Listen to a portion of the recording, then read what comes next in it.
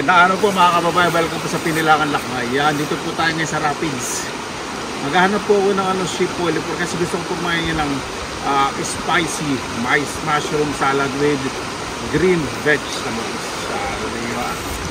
Medyo mahangin po panahon, medyo dry weather, sana makakita po tayo kahit mga ilang piraso.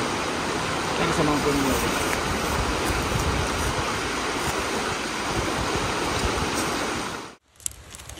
Grabe, yung panahon ngayon napaka-dry. Mukhang hindi ako kikita nito ng limpak na euro. May mga order po sa akin eh, ng mga kabuti, lalo na po itong sheep polyp. Ano po yung matatanda sa mga nagsasabi po na, kuya, huwag mo na linisin sa gubat, kaya bunot ka na lang bunot sa bahay mo na linisin. Hindi po pwedeng gano'n kasi may mga insekto po yan. Pag nag-stay po sa ilong ng bahay ko, napakahirap pong mag-spray. Kaya ganyan, nililinis ko na po. Ito ang ganda. Naku, sarap gagawin nating spicy sheep polyp salad.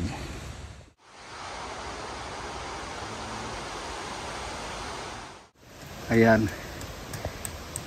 Ang dami po. Yung mga old, hindi ko na po kahanin. Puro yang yung kasarapan. Parang nangunguha lang.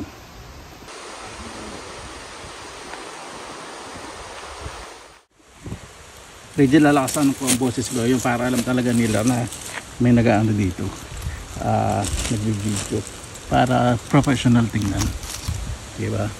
Parang kahihiyan ko hindi nakaano, hindi masyadong nakasalalay sa reputasyon. Ito makunot-kunot may uugtong tangkay. Kunin natin ng tape. Yan. May parang brush ako. Gusto kasing gamitin yung steak knife eh. Yan. May maliliit pa dun oh. Talagang nakaresolve ako. Sumama yung maliit. Dali. Baon uli natin para tumubo yun. Tapos kinakalat ko po itong tangkay para tumubo uli rito. Galit na galit yung aso. Nakakita ng unggoy. Yan.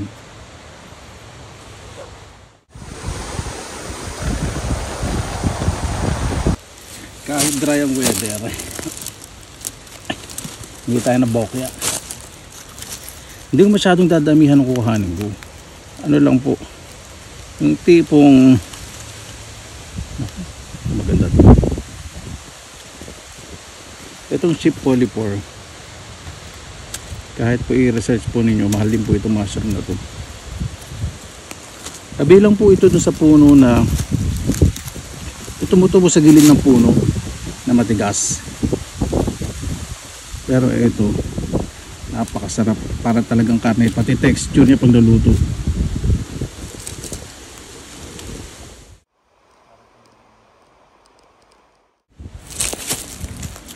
Dito naman kasi libre naman dito.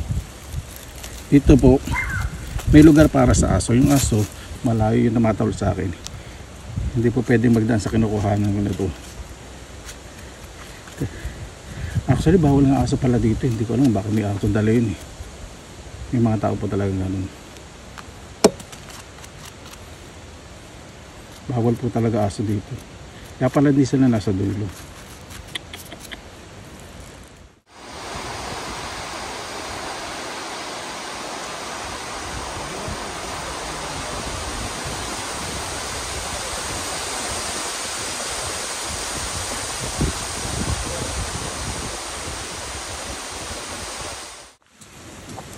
Mas maganda yun nandito ako para na-intimidate sila kasi ang matigas, malambot, hindi ko nakuhanin. Dito na mga nakabuka.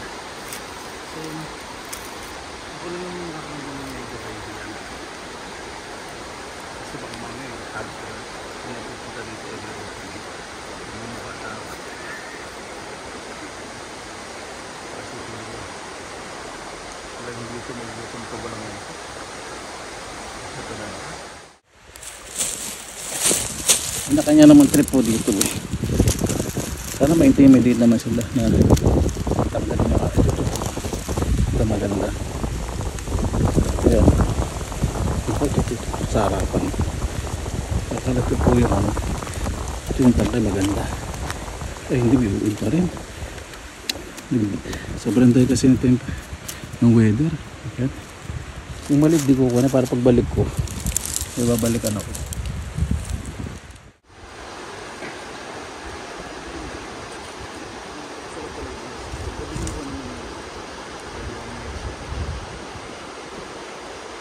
Dito po kaya ako malindahan sa mga nanonood ko. Sige po, kaya naman ako hangin kasi kung hindi ko naman masyadong gamit, marami na rin po kung dry.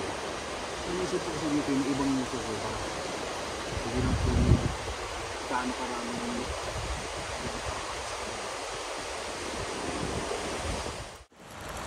may nanguha din po dito na ano, mga nakabota. So ako lang yung nakakaramdam na medyo kahihiyan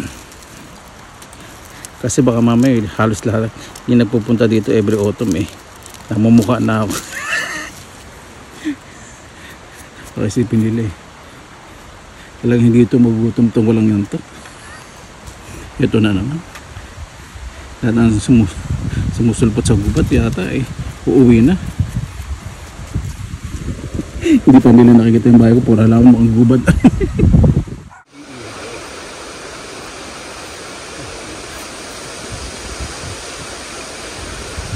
Ito po kasi kahoy dito. So yun nag-ano ngayon, yung pipigil, alam na nila may nakuha ka. Hindi mo na lang alam kung masiba sa kabuti.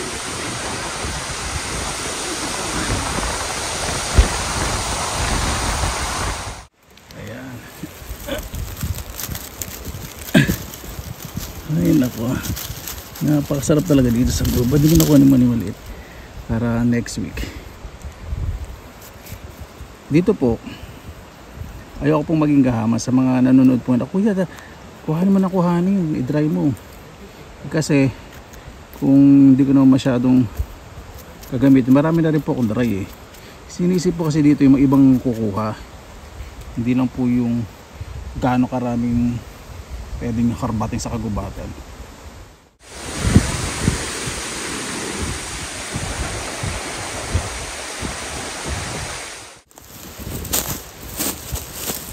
Nakakatuwa po kasi pag pupunta dito yung mga nag-iihaw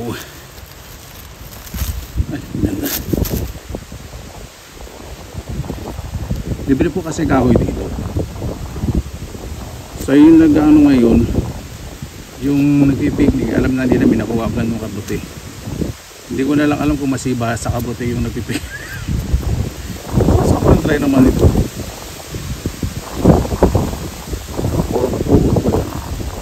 Ganito po, in-spread ko po yan, para pag umulan ito pong Shipolipore mabilis po ito mag-create ng mycelium, kaya in-spread po hindi lang sa isang lugar, kaya pagbabalik dito laging marami.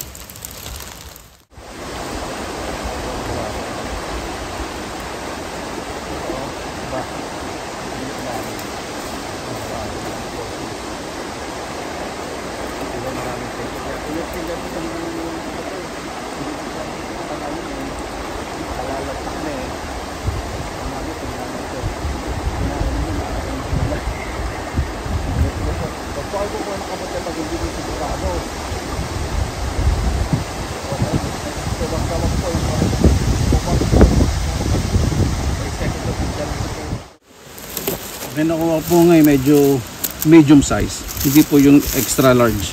Siguro by end of September malalaki po ito.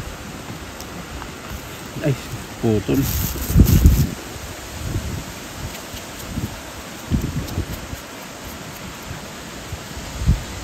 Kailangan tuloy-tuloy po yung pagsasalita para isipin talaga nila ay vlogger. Sandali, parang namumukha ko itong masiba na ito. Ito nga ayan. Pwede pa to.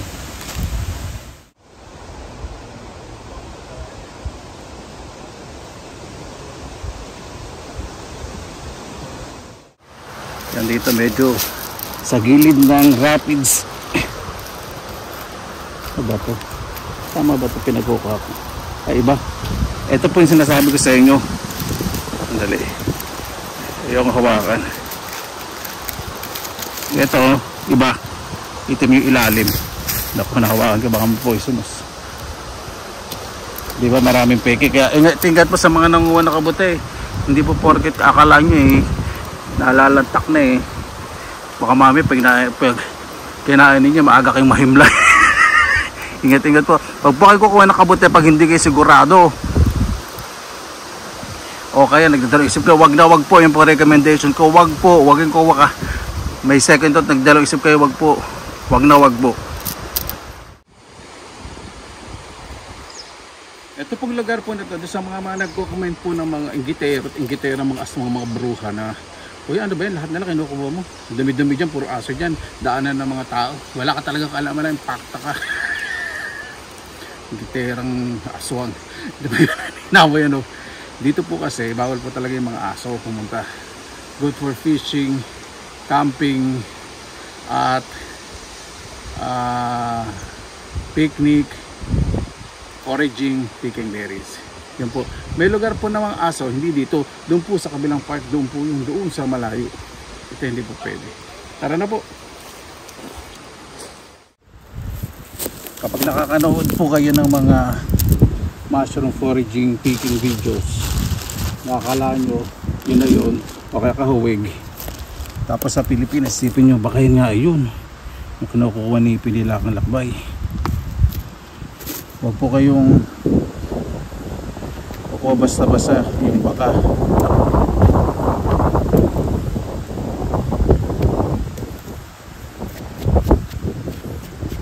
Malis po yung yung nag-iihaw. Kasi bawal po talaga dito aso. Kasi siguro na-intimidate sila. Kasi hindi ako sa lugar Ganun po yung para ma-intimidate po yung mga taong matitigas sa mukha. Bawal po talaga aso dito Ano lang po ito, for picnic, fishing, foraging, ito pangupa ng mushroom, picking berries, camping. Ikakalat ko po ito, may silim dito. Itong pinagtabasan, hindi may silim. Afraid po kasi may silim pag umulan. Dati wala po tumutubo dito, kaya lang inano ko yung ito dami ito po yung maganda kasi pang nililinis na po sa gubat.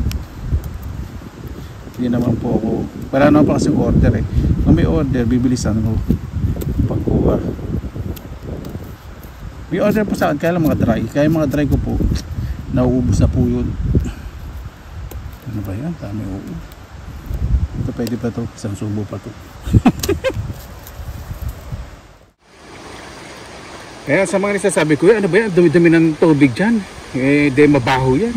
Wala ka talagang alam wala ka alam talaga sa malinis na kalikasan. Hindi po madumi yan dahil yung mga bato sa ilalim may itim, kaya nagre-reflect sa tubig. Puro assumption, yung mga tangang mga assumption talaga. Nako, wala kasi yan sa buhay mga buwis ito.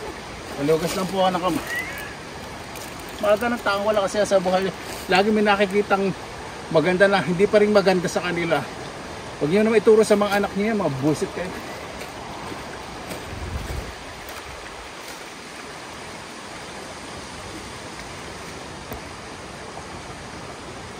Ayan malinis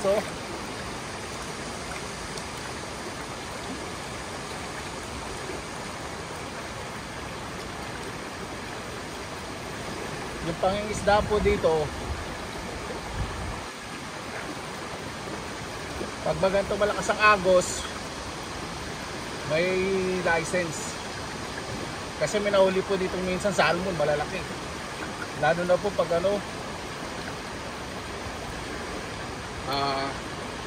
late summer, naku, dahil nahuli isda rito. Mahal nga lang license dito Pero itong part, libre. Sa fishing lang po yung sinasabi ko.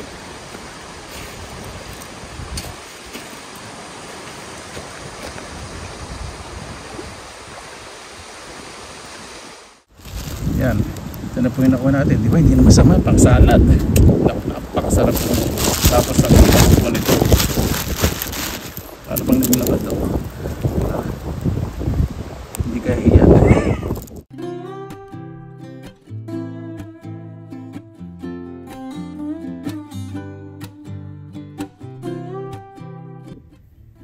Ayan, dito na po tayo sa bahay.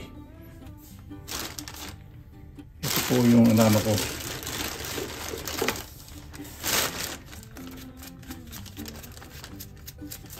Isin natin mabuti. Ito lang ba sabihin ko. Walang kapangyarihan. Iwain ko lang po ito na maninipis. Ito pag niluto po ito, nagdidilaw po ito. May mga mark siya ng uod pero tanggalin ko. Inisip ko tatanggalin ko, hindi.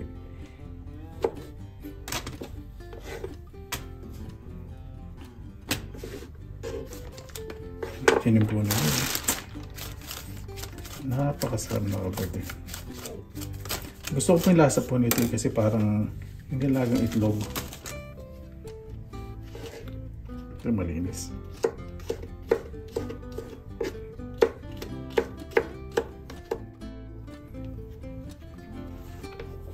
Medyo firm talaga siya. Ganda.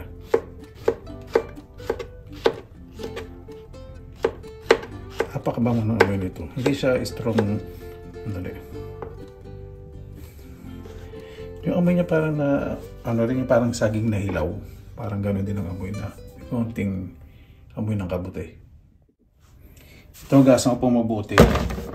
Kasi hindi ko naman po idadry eh. Pag fresh pong niluluto, hinuhugasan po. Pero pag nasa gitna kayo ng forest nagka-camping, brush na lang. Babad ko po muna ito ng mga... Ay, hindi ko pala ibababad. Ang gulo ko muna. Hugasan ko na lang mabuti.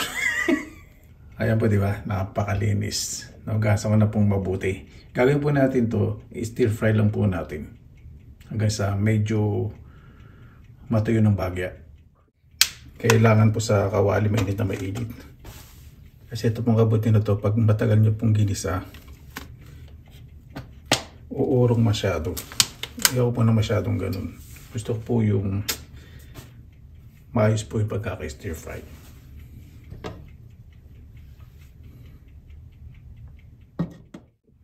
Ayan. Lagay na natin. Ito, pag naluto po, magkukulay dilaw. Para po siyang itlog. Lagay tayo ng konting asin para mag-release agad ng liquid. Malasa naman po ang kabute. Pero mas mainam na rin yung may asin. Yung umami taste, natural po yung sa kabute, hindi namnam. Pero syempre yung asin, bibigay na extra flavor.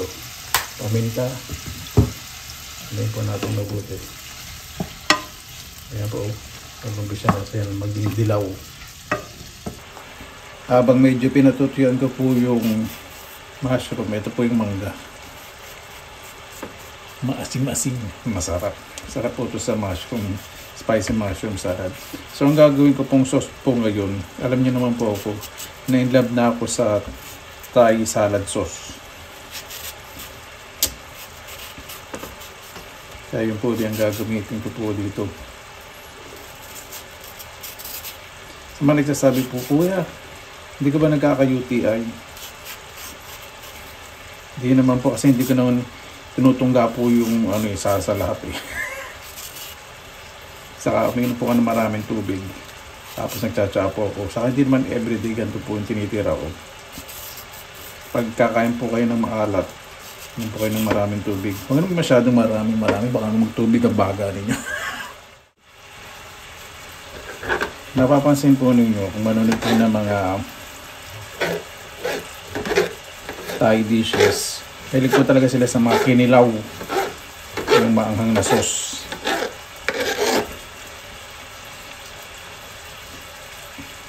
Sa atin kasi siyempre Pilipino pinaka-basic po sa atin sa halo sa kinilaw. Sibuyas, luya, sili, suka, asin, paminta, may konting asukal. Depende po, iba nilagyan ng gata o ibang pampalasa pa.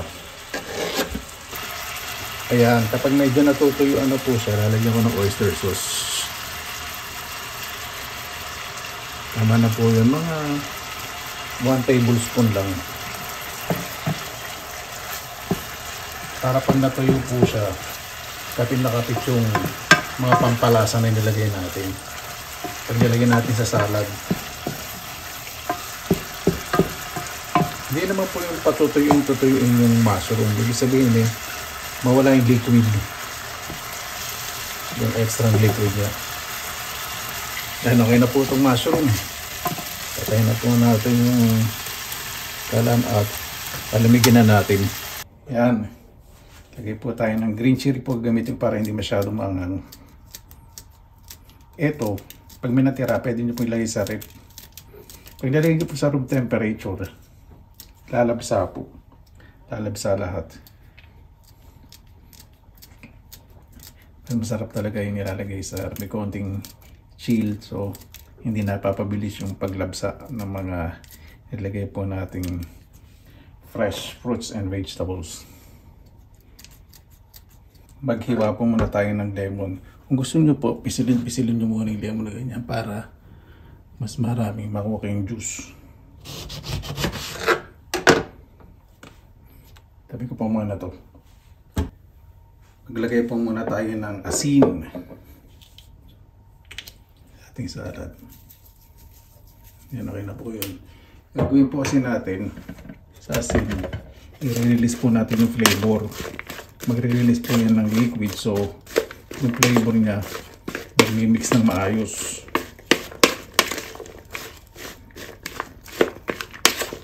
O, diba? Ayan, magre-release na siya. Yun po ang nagagawa ng asin. Sunod naman po natin ay ang boneless bagoong. Mga ano po yun? 3 tablespoon. Patis. Mga half tablespoon. Lagyan po natin mabuti. Lagyan na po natin ang lemon. Isang buong lemon po ilalagay ko. Siyempre ang Thai ginagamit po nila lime. Wala pong nabiling lime pero gusto ko itong lasa ng lemon kesa sa lime. Ayan. Lagyan po natin uli. Kaya pag nakikita po ninyo ang mga Thai kapag naghahalo, ina-almirez. Mas gusto po kasi nila mas lumalabas pa yung flavor. Lagyan po tayong asukal. Gano'ng karaming liquid, gano'ng karaming asukal. Pero mostly ginagamit po nila palm sugar. Yung kariba, ano po yun? Very solid. Meron po ganito kaya hanapin ko po saan ko na ilagay. Sinasabi ko pong kariba, panucha po yun na matigas. From, yun nga, palm sugar. Ilayin po natin hanggang sa matunaw yung asukal. Ayan, ready na po. Assemble ko na po. Ayan, meron pong lettuce, cherry tomatoes, saka yung labanos na pulang masarap din po yan. Ilagay po muna natin itong ginawa nating spicy mango salad.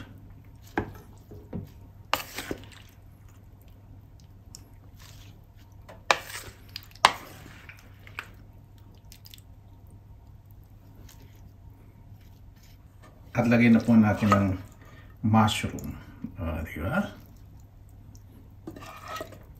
Napakabango.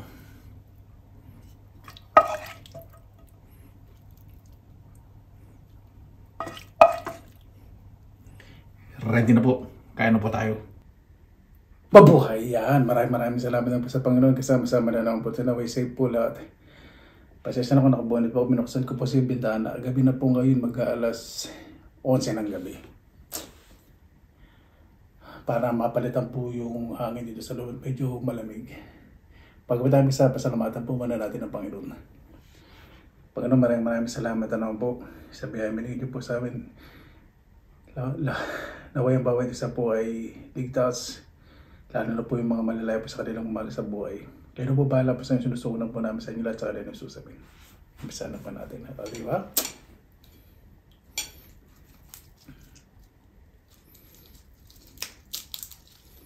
Saan pa manalahit natin dito? Lettuce.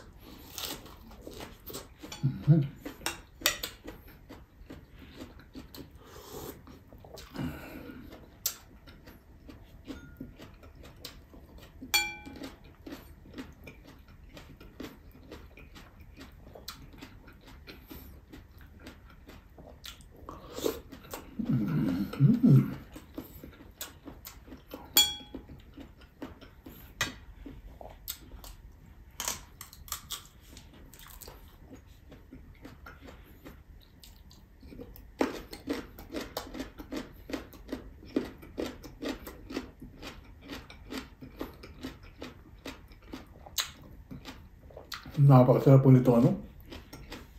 Oh, ito parang siyang manok.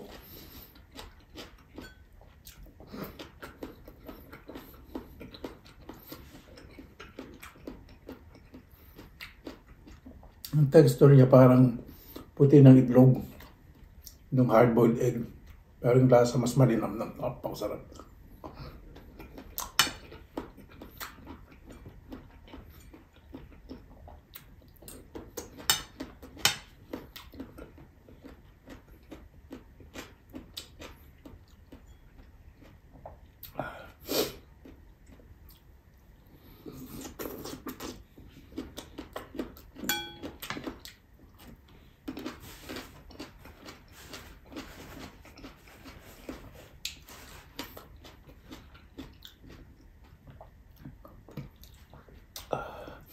Ilagay ko na po lahat dito yung mushroom na nakakuha po natin.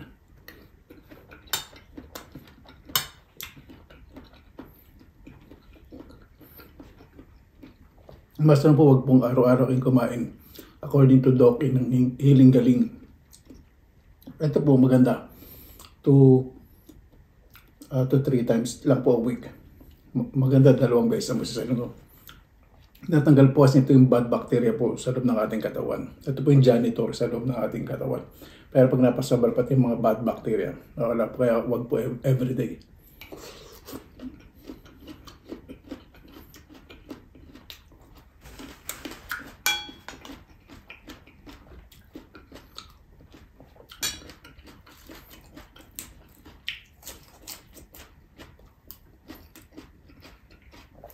Napakasarap.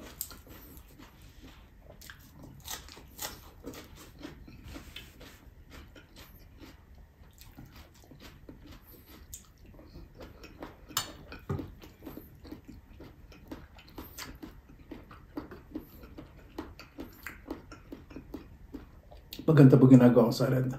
Napakasarap. Pwede rin po magkanin ka lang gusto po yung ganito.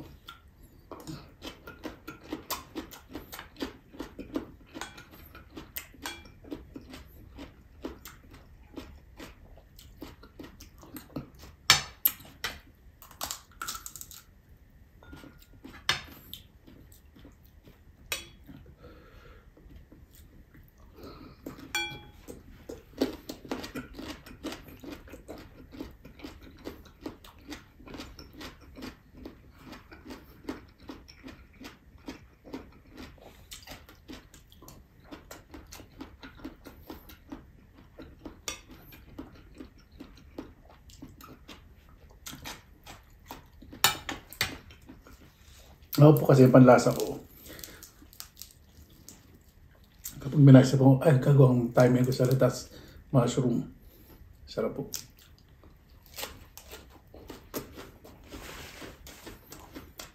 Malasa ko kasi gusto ko talaga maanghang, hindi masyadong maanghang, maasim, maalat. Everyday dapat kumain po ng maasim kasi hindi po ako nakakain na maasim pag walang maasim. Pwede po sa maasim eh.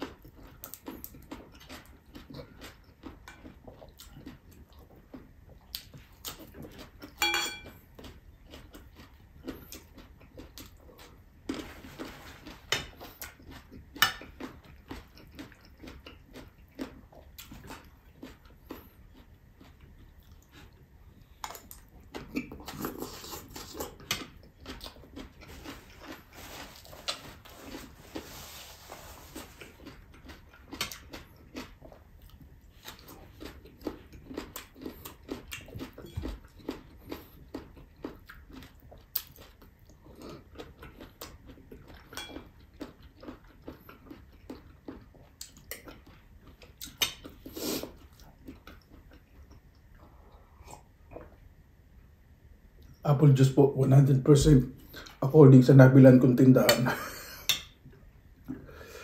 Ang sarap ka.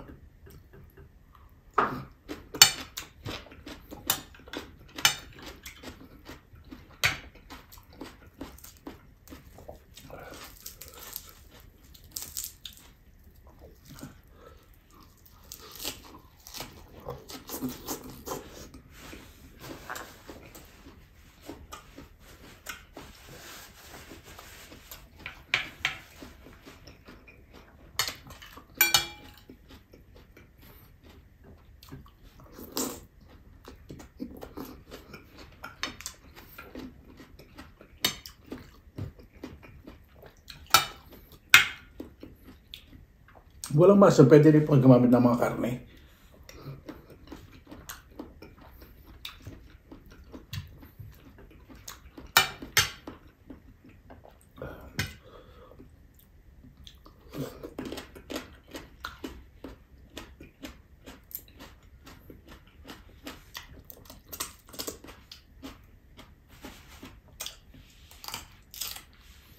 Excuse me.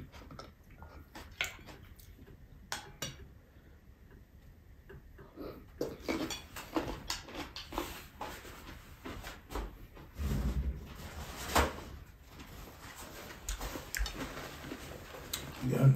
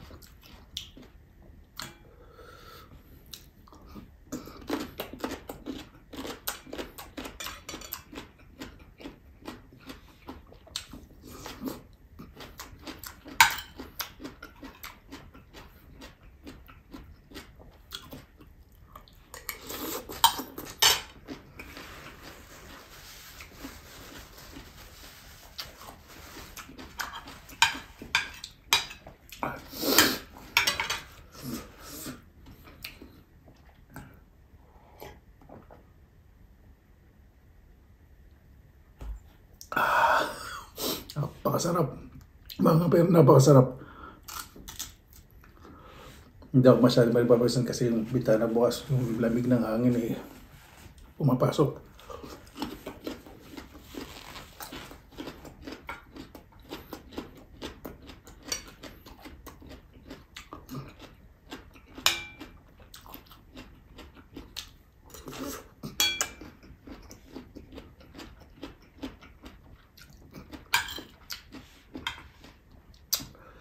Gusto ko man yung sili.